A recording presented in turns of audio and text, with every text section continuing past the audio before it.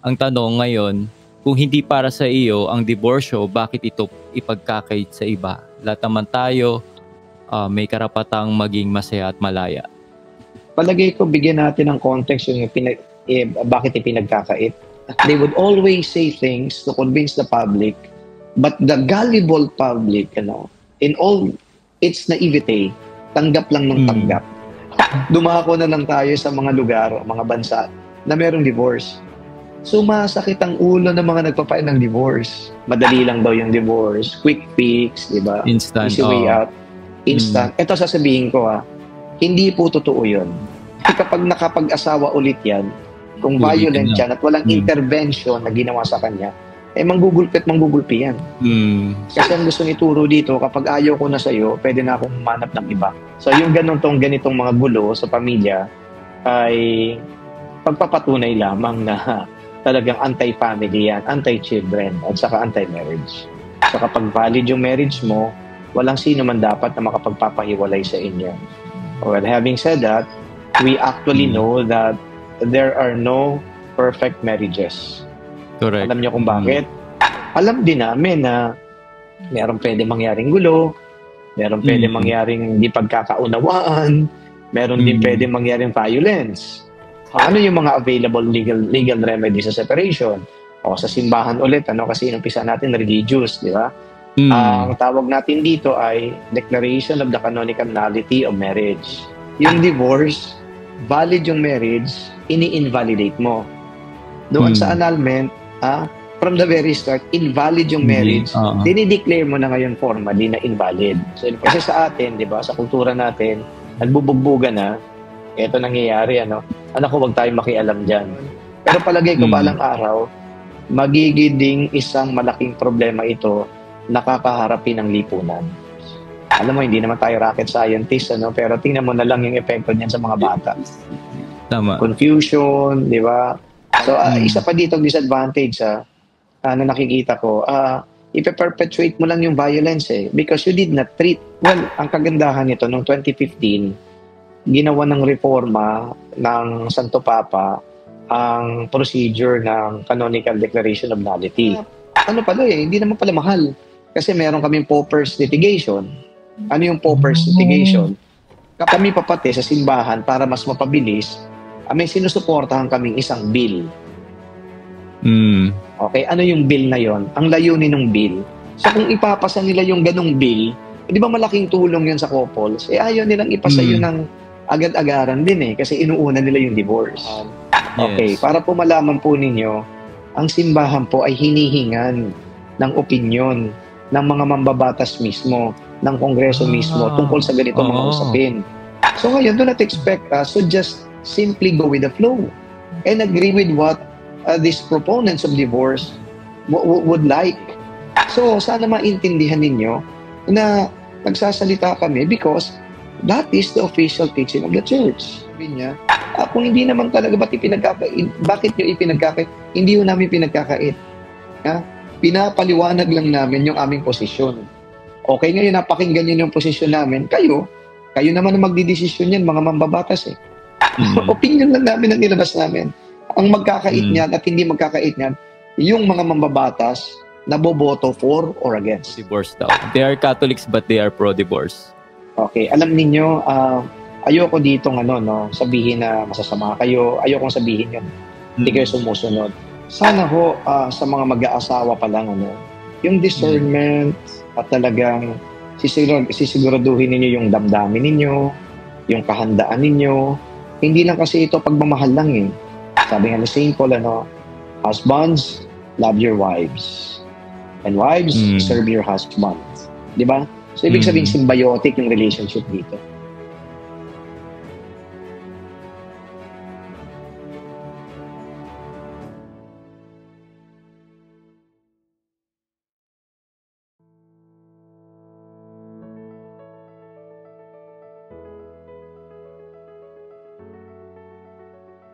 So, in the name of the Father, and of the Son, and of the Holy Spirit.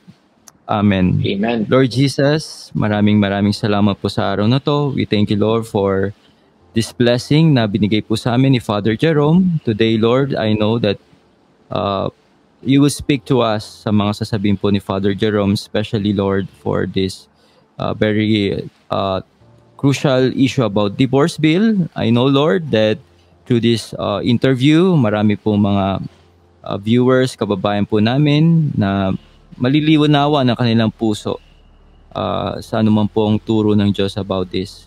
Lord, today we ask for your Holy Spirit to empower us to touch their heart right now.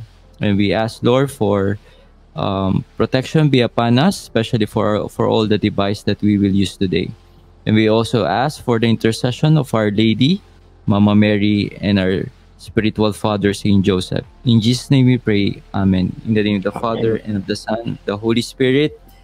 Amen. So, welcome po, Father Jerome Ceciliano, sa ating program na Istoryang Katoliko. And it is an honor po, Padre, na ma-invite po namin kayo to share to us itong very crucial na pinag-uusapan ngayon about divorce bill. And I know yung mga sasabihin mo is very relevant, lalo-lalo na ngayon sa ating mga ka-faith, mga Katoliko na medyo nako-confuse dito sa divorce bill. Padre, before po natin ito pag-usapan about divorce bill, baka pwede ka muna po magpakilala sa ating mga viewers na nanonood ngayon. Ako po si Father Jerome Ceciliano, ang kasalukuyang rector ng Archdiocesan Shrine of Mary, Queen of Peace. Mas kilala ito sa pangalang EDSA Shrine.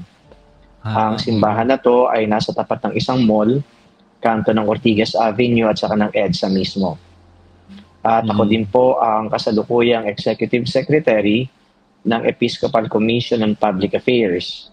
Usually, ako yung sumasagot sa mga interview ng media at mga clarifications na gustong itanong ng media at ng iba pang mga entities. So yung public affairs ang humaharap at kumakatawan sa conference. Straight to the point of question na po, ba't sinasabi po ba ng simbahan ng CBCP na ang divorce ay anti-family, anti-marriage, or anti-children? Well, for the simple reason na ang essence kasi ng marriage ay pinagsasama mo yung babae at lalaki para sila ay mag-create ng pamilya. Pag sinabi nating divorce, ay pinaghihiwalay mo yung babae at lalaki, wala ng pamilya dito. So, ibig sabihin, sinisira mo talaga yung marriage, and in effect, sinisira mo din naman yung pamilya. So, yun ang ibig sabihin namin dito kapag pinag-uusapan ng diborsyo.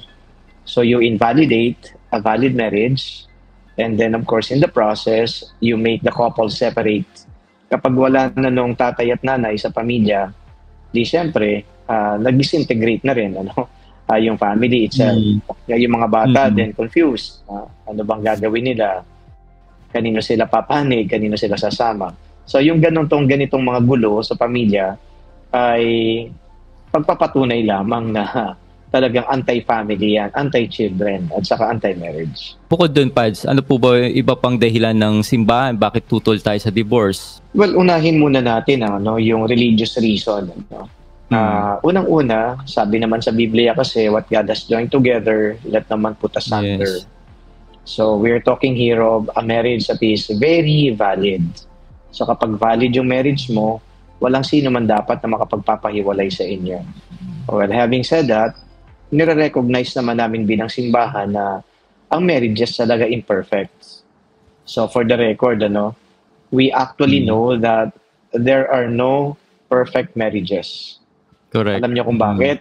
For the simple reason that there are two imperfect people who are called in this particular union. So alam po namin na imperfect talaga yung unions. So kumbaga imperfect yung babae, imperfect yung lalaki, pag pinagsama mo yan, hindi yan pwede maging perfect union. So sa una pa lang alam namin na imperfect talaga yung union. We do not claim that there is a perfect union, that there is an ideal marriage. We do not claim that. So ibig sabihin, alam din namin na meron pwede mangyaring gulo, meron pwede mangyaring di pagkakaunawaan, meron din pwede mangyaring violence. However, hindi yun ang itinuturo namin sa pagsasama ng isang babae at lalaki bilang mag-asawa. Ang itinuturo ng simbahan, pati na rin ng Estado, kapag kayo ay kinasal, magmahalan kayo. Kapag kayo kinasal, you bring out the best in each other. Di ba? Hindi yung worst in each other. So sa mga Tama. tweed, yung intention ng simbahan at saka ng Estado dapat ay maging maayos ang inyong pagsasama. Pero dahil nga imperfect, ando doon na pwede magkaroon ng violence, pwede magkaroon talaga ng dysfunction sa loob ng pagsasama. Because human yan eh, tao yan eh. Ang sagot na, ang tanong na lang natin dito, Father, paano kung halimbawa gano'n na nga ang nangyayari? Sabi naman ninyo, imperfect yun. Dysfunctional na yung pagsasama. Anong gagawin natin dito? Meron namang mga legal remedies sa separation. Ano yung mga available legal remedies sa separation? O sa simbahan ulit, kasi inumpisa natin religious, di ba? Ang tawag natin dito ay Declaration of the Canonical Nullity of Marriage. Ibig sabihin yan, maaring sila ay kinasal nga, may seremonyang nangyari, pero from the very start naman, void talaga yung marriage dahil may mga pre-existing conditions, circumstances, o reasons. Kaya pumapasok yung simbahan para formally ideklara, merong seremonya nangyari sa inyo pero hindi talaga kayo kasal. From the very start, void talaga dahil nga may mga pre-existing reasons, circumstances, conditions, o di kayo yung tinatawag nating grounds. Yan. At kinikilala din naman ito ng Estado, hindi lamang ng simbahan. So sa mga tweed, yung annulment naman dito ay hindi katulad ng divorce. Kasi yung divorce, valid yung marriage, ini-invalidate mo. Doon sa annulment, from the very start, invalid yung marriage, dinideclare mo na ngayon formally na invalid. So yun ang pagkakaiba. So ngayon, ang isa pang reason natin dito is itong tinatawag nating constitutional. Di ba? Constitutional reason. Hindi naman ako constitutionalist. Pero kahit paano, nakapag-aral naman tayo dyan. Sinasabi naman doon, inviolable social institution ng marriage. That should be protected by the state. Ano bang ibig sabihin dito ng inviolable? Kayo po, ng mga nakikinig sa amin ngayon, kunin nyo na kaagad yung inyong diksyonaryo.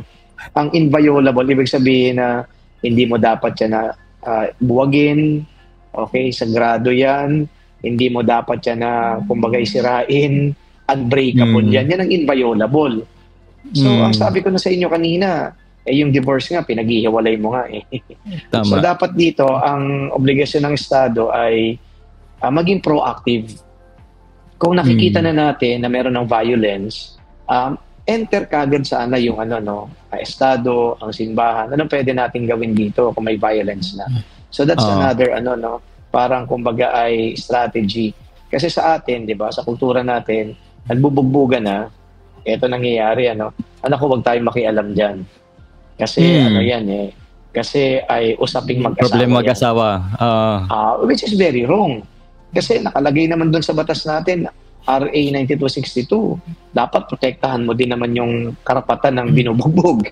Di ba? So, ini-excuse lang natin yun eh. That is not an authentic and true reading of the intent of the law, RA 9262. Kapag meron na nagreklamo, obligado na siyempre yung pulis na pumunta doon. Hindi mo sasabihin na problema na mag-asawa yan. Kaya tuloy, nagpe-persist yung ganon. So, ibig sabihin, okay na sana yung RA 9262 para protektahan mo yung abused spouse, pero hindi naman nila ini-implement na maayos. Di ba? At tingnan mo sa Estados Unidos, for example, kapag may tumawag sa 911, may tumawag sa police, automatic kakatok agad eh. Sa bahay, di ba? Kahit na yan ay gulo yan ng mag-asawa, kumakatok talaga. So, mapipreempt mo kahit papano. So, yun ang circumstances dito. Ngayon, dalawa na binanggit ko, religious, constitutional, biblical yung una, tapos constitutional. Ngayon ay, sa usapin naman ng kultura, di ba? Although, yung culture naman natin, sabihin na mga barako talaga yung mga Pilipino. Sabihin na rin natin, talagang mahilig sila na mambabae. Pero, ang alam ko dito, yung ganun bang kultura ay tama, maayos ba? Kasi sa pag-aasawa, ang itinuturo natin dito, mag-stick ka talaga sa pinakasalan mo. Hindi yung tipong maghahanap ka pa ng ibang pugad. Mali yun eh.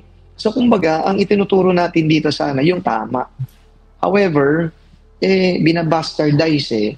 Kasi ang gusto ituro dito, kapag ayaw ko na sa'yo, pwede na akong humanap ng iba. Tama. Which is totally wrong, di ba? So sana nga yung values na yun, values kasi bahagi ng kultura natin yan eh. Diba? So sana ay yung pa rin naman na ma-practice natin. Huwag naman sana nating i-inculcate ngayon, lalo-lalo na sa mga bagong henerasyon, wala na tayong commitment dyan. Total naman, kapag hindi ko na gusto yan pwede kong gulpihin yan, pwede kong hiwalayin yan. Yun ang itinuturo ng divorce. So huwag naman sana mangyari sa atin yun.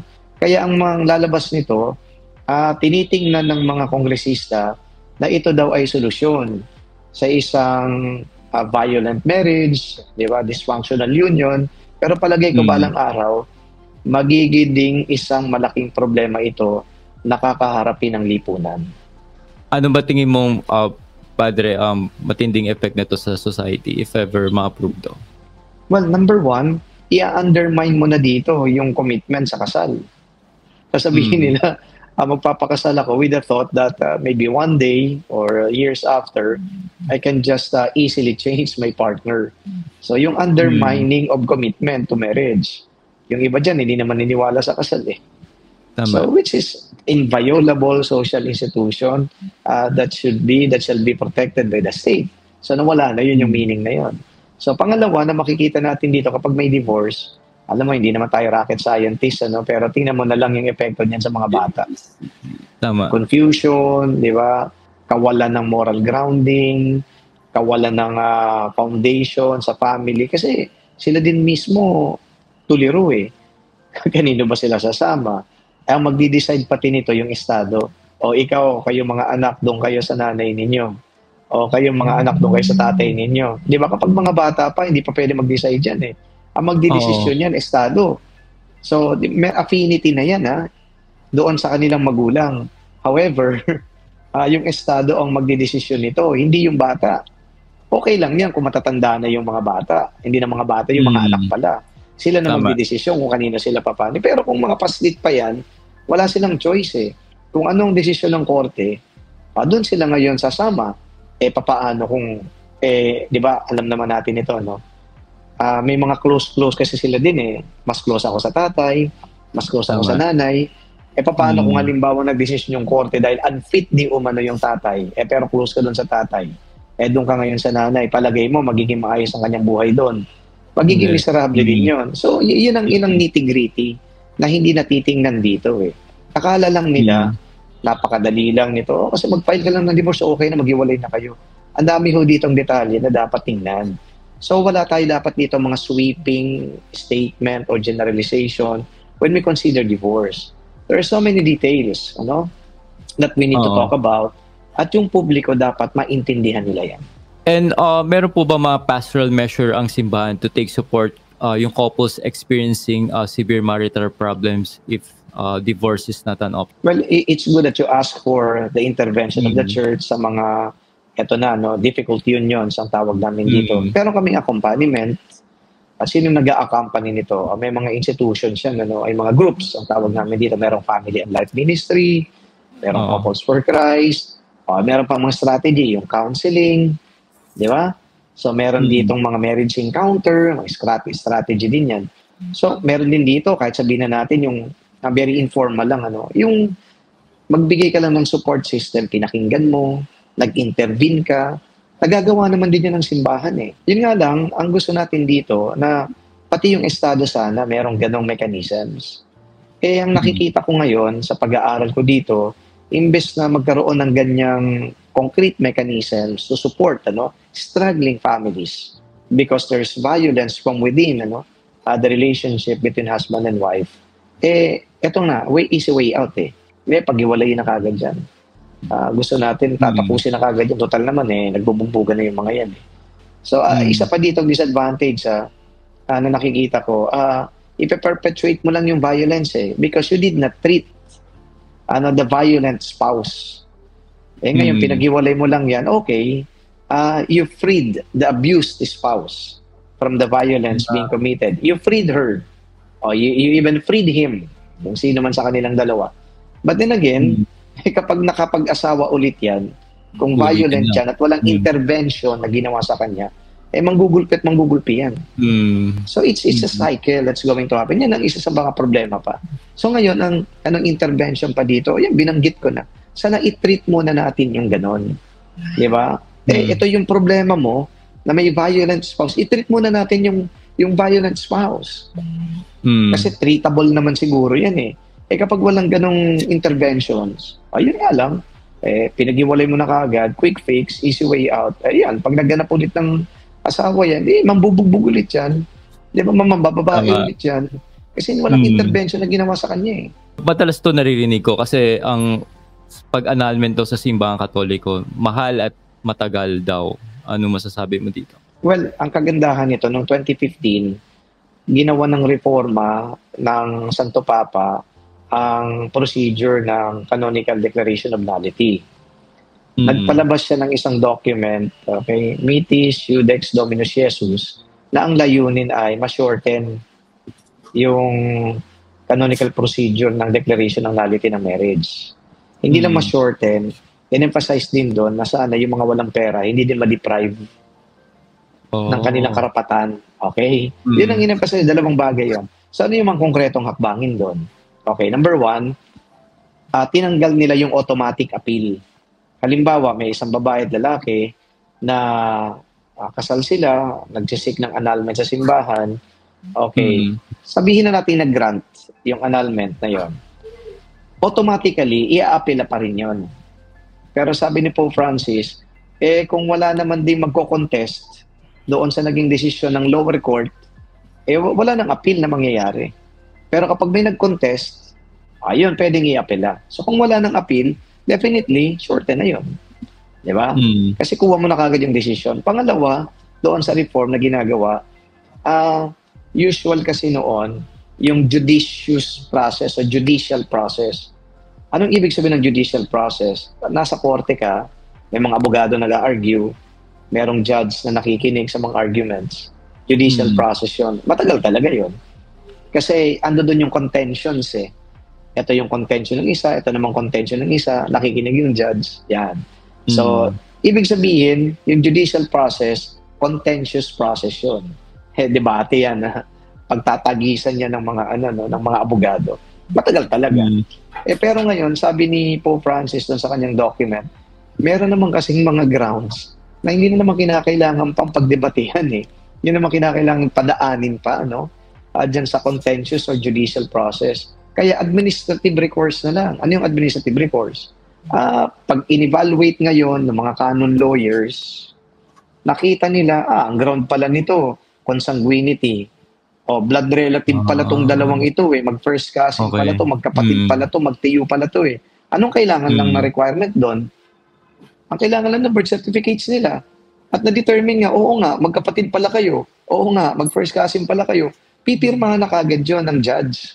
Di tapos na. Di ba? So, ando doon kagad yung document Pinakita mo na. Birth certificate lang Tapos na. No. Mas malawak kasi, mas marami yung grounds ng Declaration of Canonical Nullity sa simbahan. Ngayon doon sa Estado, medyo masalimuot kasi yung usual ground nila, psychological incapacity. Yung psychological incapacity, ang dami-dami mga i-require nun, kinakailangan siguro na i-require pa na i-test yan ng isang psychiatrist, ng isang psychologist, baka ganun Although ngayon, sabi ng Supreme Court, hindi na naman necessary yan. So, talaga magtatanong pa yan ng history. Yun ang usual, psychological incapacity. Kasi simbahan ng daming grounds So, ngayon, sinasabi nila mahal, eto pa, at saka napakatagal, eto pa, binanggit ko na yung dalawa na pwede magpa-igsi ng proseso sa kasasimbahang ng proseso. Ito pang isa pa dyan na hindi naman pala mahal. Kasi meron kaming paupers litigation. Ano yung paupers litigation?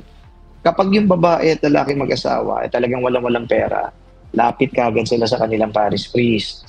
Yung parish priest ngayon susulat doon sa matrimonial tribunal. I-assess ngayon yung kanila talagang capacity. Kapag napatunayan na wala namang capacity, ayun, i-declare kagad nila. Oo nga. Okay? So, wala naman palang dito. Pwede naman pala talaga silang ilibre. Okay? O kaya na lang, kung hindi man libre, na lang ito, mag-donate na lang kayo. Sino ngayon ang mas mahal? Ang mas mahal nito, yung sa civil. Okay? Yung sa civil kasi Abogado yan. Abogado, professional fee pa lang eh. Naku, talagang duduguin na. Di ba? So kapag nagtagal-tagal pa yan, naku, eto na, ando doon na.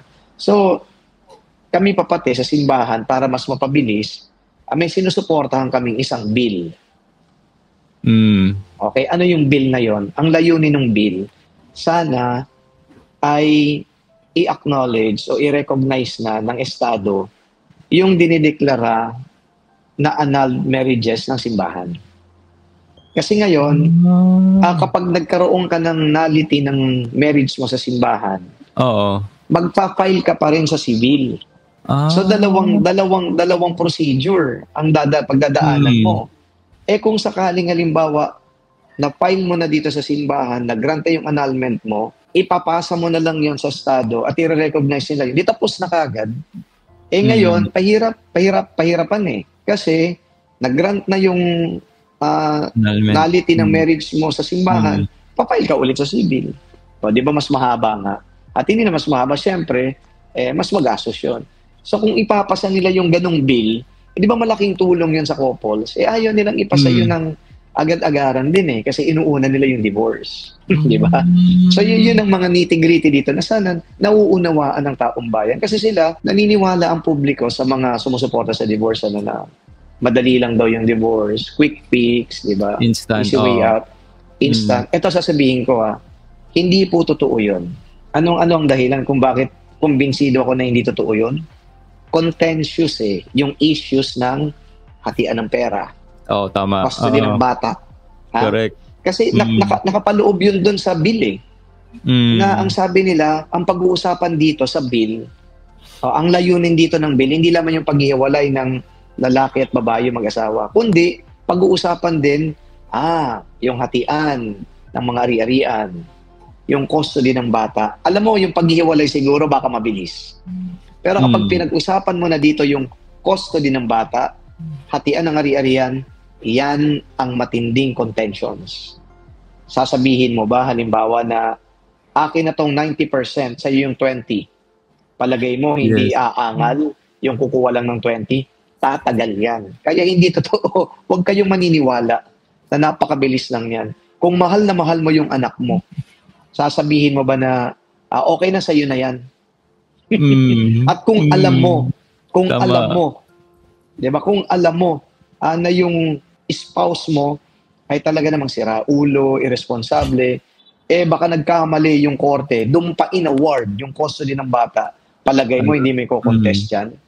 Matagal yun. Hindi totoo na madali lang yan. Totoo, madali siguro yung paghihiwalay. O sige, pero yung dalawang bagay na pag-uusapan nila, very contentious yan. Ikaw, Adrian, sa mga nakikinig sa atin dito, sabihin niyo sa akin, kapag ba usapin ng pera, madali lang tayo nagkakasundo? Hindi. Kapag usapin ng ari-arian, madali ba tayo nagkakasundo? Kapag usapin, halimbawa ng mga anak, madali ba tayo nagkakasundo? Diyan maglalaban-laban ng mga abogado. Kaya hindi po totoo na madali lang ito. Dumako na lang tayo sa mga lugar, mga bansa, na merong divorce. Sumasakit ang ulo ng mga nagpapail ng divorce. Kasi nga, ito yung contentious issues dyan Yung alimony, pagbabayad ka, yung divorce settlement. Naku, papayag ka ba na ikaw na nga yung pinagluloko, ikaw pa ngayon na magsesettle ng ganong amount? Papayag ka ba ng ganon? Yun. Siyempre, ikaw contest yan ngayon. So, hindi ganun kadali yun. So, don't be misled. Don't be misled. Ano masasabi mo, Padre, na dalawang bansa na lang daw walang divorce, Vatican at Pilipinas? Ang desisyon naman natin ay hindi naman dapat nakabase sa desisyon ng ibang tao. Diba? At tinitingnan naman natin dito yung advantages, disadvantages. At binabanggit ko na sa iyo sa discussion natin dito. Sa mga detalye kasi, nakikita natin, may mga disadvantages talaga akala lang nila, hiwalayan lang Hindi ganun kasimple ang hiwalayan lang. Marami pang mga implications yan.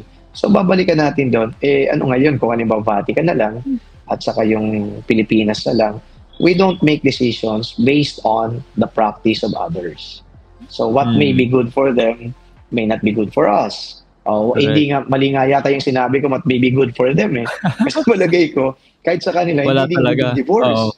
Kasi ang daming sinirang pamilya niyan Ay, alam mo yung studies, pati mga anak na galing sa divorce, families o divorced couples, medyo mahirap din. Although hindi ko naman sinasabi na lahat sila. Pero hindi naman naging maayos, di ba? But it's the exception rather than the rule.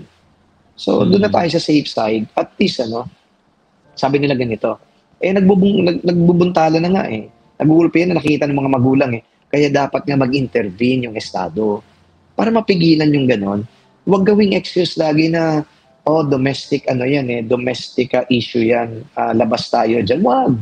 Kung gusto talaga natin na pangalagaan yung pagsasama, hindi gawing pwedeng excuse yung domestic issue yan kaya wala tayong pakialam niya. No, we should intervene because we are protecting here marriage and the persons themselves. Ganun dapat tayo. So kumbaga i-reforma nila yung mga existing na batas. Kasi palagay ko, yung RA 9262 o kung mag-legislate pa sila ng ibang batas, kung pagsasama-samahin nila yan, yun ang tamang solusyon sa nakikita nila na di umano'y violence. Yun ang tamang solusyon, hindi divorce. And Padre, ano ba yung ginagawa ng simbahan para pigilan mapasa yung bill na yan? Well, alam mo, itong maganda, no? Hindi alam ng publiko bakit daw nagsasalita ang simbahan, tumututol yung simbahan. Okay, para po malaman po ninyo, ang simbahan po ay hinihingan ng opinyon ng mga mambabatas mismo, ng kongreso mismo, tungkol sa ganito mga usapin. Okay? Pinapatawag po kami, pinagsasubmit po kami ng position paper. Sana hindi po kami nakikialam ng ganun-ganun lang. Tinatawagan po kami, ini-email kami, sinusulatan kami, pinapollow up kami, may hearing na po. Tapos ini-invite kami bilang resource persons. Mga ilang beses din po ako nandoon sa kongreso patungkol sa usapin na to. So ganun po 'yun. Ngayon, kami naman po ay mga taong simbahan. Huwag niyo naman i-expect na sumabay na lang kami sa agos. Kaya po kami hinahanapan ng opinion, okay? Kasi kasama 'yan sa policy process. Okay, anong ibig sabihin ng policy process? Stakeholders din po kami dito sa lipunang ginagalawan natin. Kaya kapag gumagawa po ng batas, merong yan stakeholder consultation. Kasama po kami sa stakeholder, lalo na dahil ang ginagawa ng batas ay may moral na implication yan. So ngayon, do not expect us to just simply go with the flow and agree with what these proponents of divorce would like. Siyempre, papalabas din namin dito, i-air out namin yung aming opinion. Opinion na nanggagaling sa aming pagkakaintindi. So, sana maintindihan ninyo na nagsasalita kami because that is the official teaching of the church. And you cannot just expect us to be in contrary to that official teaching. Isipin mo na lang, tatayo ako doon, sasabihin ko, okay lang ho, na magdiborsyo na ho kayo. Samantalang, yung mandato namin bilang paret bilang simbahan, protektahan namin at i-uphold yung teaching namin bilang simbahan. I am going to betray that mandate. If I'm going to stand there and then make an intervention, it's good that we are having this divorce now in our country. Anyway, forget about the Bible, hindi mo pwedeng sabihin yan eh. So you can expect us to state and express our opinion on the matter. At this is not an opinion that we just express without somebody asking us. We were invited, okay? We were asked to, intervene. Kaya ito, sa public forum, napapakinggan ninyo yung pananaw ng simbahan. Amen. Nabanggit mo, Padre, yung bill na sinasabi mo na pwede makatulong para mapadali annulment. May pangalan na ba yung bill na yun? Well, recognizing church annulment. Parang simple as that pala.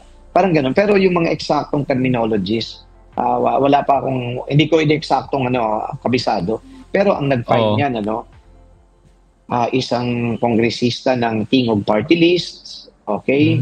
Si dating presidente Gloria Macapagal-Arroyo, ando dun eh. At just for the information of the public, taon-taon naman pinapasa din nila ito. Yun nga lang, kaya hindi nagiging batas dahil walang counterpart measure dito sa Senado.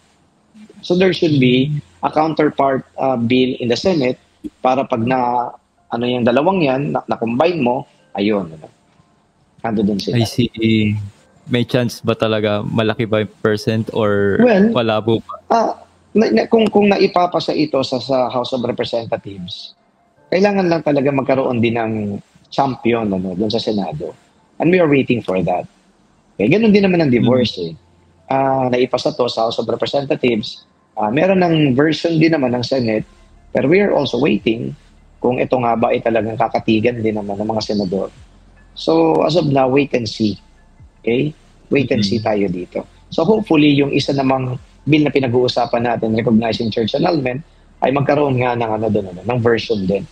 Sana nga may mag-file din senador. Para at least ay, ito yung mas maganda na kumbaga tutukan sana ng mga mababatas natin. At palagay ko, sigurado makakatulong to sa mga mamamayan. Pagod ka na ba sa mga financial struggle na pinagdadaanan mo ngayon? At gusto mo bang malaman ang sikreto sa financial freedom? Kung yes, ang sagot mo sa mga tanong na yan, pwede kang sumali sa gaganaping free webinar on Monday, June 3, 7 p.m. para magbago ang iyong financial journey.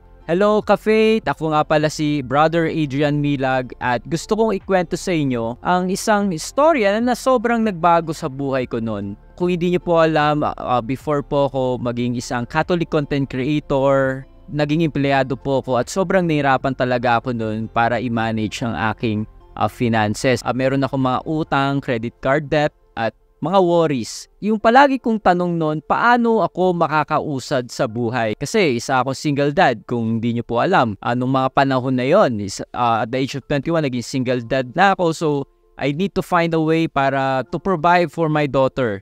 At ang hirap bilang isang empleyado, minsan kulang pa nga sinusweldo mo at nagkakaroon ka talaga ng utang. Palagi kong tanong, paano makakausad sa buhay? Paano ko ma-overcome to mga financial difficulties at worries ko. Pero alam nyo, thanks be to God mga ka-faith dahil na-discover ko po ang Truly Rich Club ni Brother Bo Sanchez. Alam nyo, ang Truly Rich Club, isa po itong advocacy na tinayo ni Brother Bo Sanchez na isang Catholic preacher. Very proud na Katoliko yan. At doon ko natutunan ang mga tamang paraan paano ko i-handle ang mga finances. Dito rin ako nakakuha ng mga tips at strategy na nagbago sa aking mindset tungkol sa pera. At ngayon, gusto kong i-share at ibahagi itong mga principles na natutunan ko sa Truly Rich Club. Alam nyo, imagine a life where you're not worried about debt, where you can invest wisely and plan for a secure and happy future. Ini-invite ko kayo sa free webinar na to dahil ito yung tingin ko makakatulong sa inyo patungo sa financial goal na gusto nyo para sa inyong pamilya. Kaya wag nyo nang palampansin nito mga ka-faith. Limited slot lang itong free webinar na to. Kaya mag-register na kayo ngayon. Ilalagay ko yung details somewhere here dito sa video na to or sa comment section. Nandun yung link kung saan kayo pwede mag-register. Padre, ano masasabi mo dito sa sinabi ni Ato Maraulion? May divorce man o wala, ang masasayang pagsasama ay nananatiling masaya at ang nakakalasong relasyon ay mananatiling nakakalason. Ang tanong ngayon, kung hindi para sa iyo ang diborsyo, bakit ito ipagkakait sa iba? Lahat naman tayo may karapatang maging masaya at malaya. Palagay ko bigyan natin ng context yung bakit ipinagkakait. Hindi naman natin pinagkakait yan eh. Kumbaga, halimbawa, hypothetical lang to. Kung ipinasa yan ng Kongreso, may magagawa ba kami? Di ba? Ang point lang natin, may magagawa ba kami? Kaya kami nagpapalabas ng opinion, uulitin ko na, tinanong kami. Pero kung sakali mang gagawin ninyong batas yan, so be it. Ano bang magagawa namin? Case in point, RH law. Tinutulan din naman ng simbahan yun, di ba? Pero ngayon, pinasa nila, in batas. Di ba ang sabi nila dito? Ang layunin daw ng RH law to curb the population. Nung sinabi dito, hindi magiging effective yan para bawasan mo populasyon sa Pilipinas. Talagang hindi nga naman naging effective. Pero noon, parang ano lang yan, kuro-kuro lang eh. Ngayon, more than 10 years after, di ba lumobo ng lumobo? Yung populasyon ng Pilipinas, naging 100 plus na nga eh. O nasan ngayon yung sinasabi ng mga kongresista na ito ay magka-curb ng populasyon ng Pilipinas? Di ba hindi totoo? Tapos, binago nila yung kanilang dito, rationale. Sabi nila, okay, kung hindi man yan makakapagpababa ng populasyon, at least ito ay para katigan, para protektahan ang karapatan ng mga kababaihan. O, akala ko ba effective yun para protektahan mo karapatan ng mga kababaihan? Bakit ngayon nagsisisigaw pa rin itong mga to na protektahan ninyo karapatan namin? Itong divorce, para protection yan. Sa amin, kami ginugulpi. Akala ko ba nung RE's law, karapatan na ninyo yun? Ngayon, ito na naman, sasabihin nyo ng karapatan, endless na claims yan, na wala ngang basis eh. They would always say things to convince the public, but the gullible public, in all its naivete, tanggap lang ng tanggap. Kaya ako, hindi naman rocket scientist ito eh. Alam naman natin na hindi talaga mapuputol yung panggugulpi na yan eh. So ngayon, babalikan ko yung sinabi niya, kung hindi naman talaga, bakit nyo ipinagkakait? Hindi ho namin pinagkakait. Pinapaliwanag lang namin yung aming posisyon. Okay, ngayon napakinggan nyo yung posisyon namin. Kayo naman ang magdidesisyon yan, mga mambabatas eh. Di ba? O ngayon, kung halimbawa ang mga mambabatas, nagdesisyon na hindi, ang mambabatas po, ang nagkait. Okay? Hindi kami. Kasi sila yung nagdesisyon yan for or against eh. Di ba? So I think misleading yung ganyang mga banat eh. Ang gaganda lang pakinggan. Pero kapag inanalyze mo yung kanilang mga sinasabi, abay sino ba pinariringgan mo dito? Di ba? Pumasa nga dun sa Congress eh.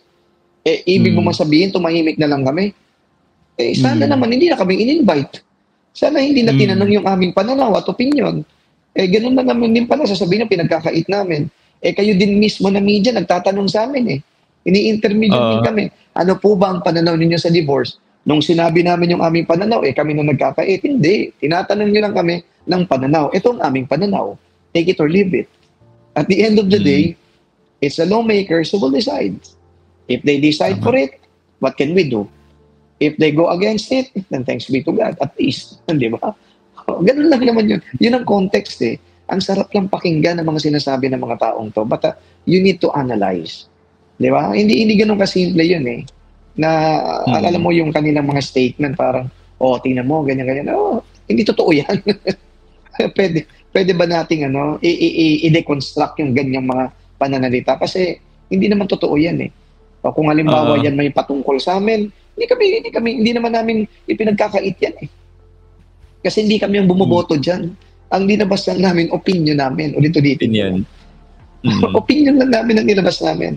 Ang magkakait niyan at hindi magkakait niyan, yung mga mambabatas na boboto for or against. I think I should set that record straight. Yes. If ever, Padre, na mapasa ang divorce bill, ano mo possible na pwedeng maging measure ng simbahan? Ano magiging pwedeng gawin ng mga kaparian or bishop? Well, kung sakali man papasayan, pinakamaganda siguro dito yung mga lay leaders natin na meron pa rin naman pagkilala at pagsuporta sa, alam ninyo, solemnidad, dignidad ng marriage. Yung mga lay people sana mag-take ng initiative. Kasi sila naman din talagang unang-unang maapektuhan nito.